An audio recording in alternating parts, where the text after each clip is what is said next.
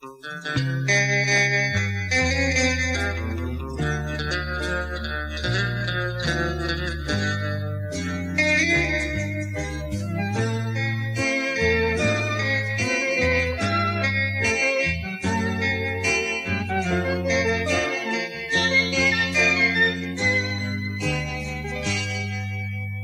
တို့နဲ့မဆိုင်ပဲနဲ့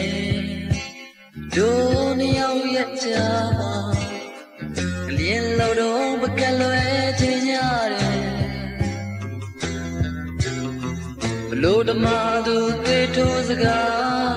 မင်းနာရောက်မိနေလေတော့ကွယ်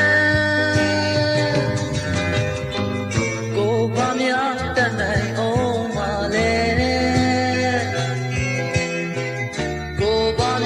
ပြောနိုင်မှာလဲ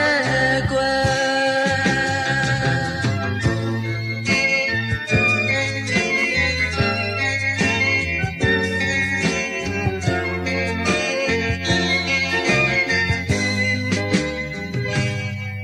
သူတို့နဲ့တိုက်ပွဲအတွက်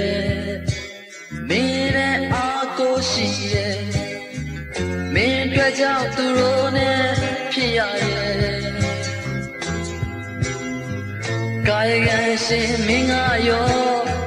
ကိုယ်ဘက်မှာမရပ်တည်နိုင်တော့ကွယ်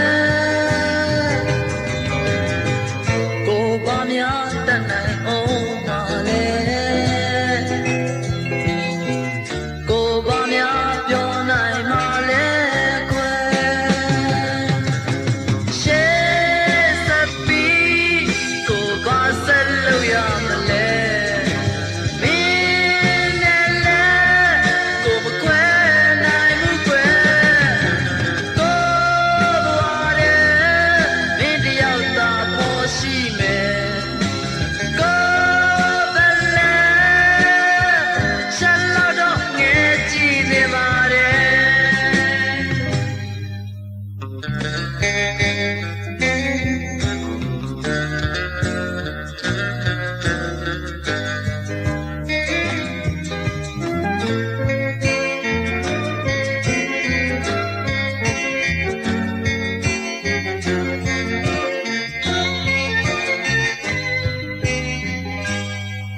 သူတို့ရဲ့စိတ်ထားကပွဲ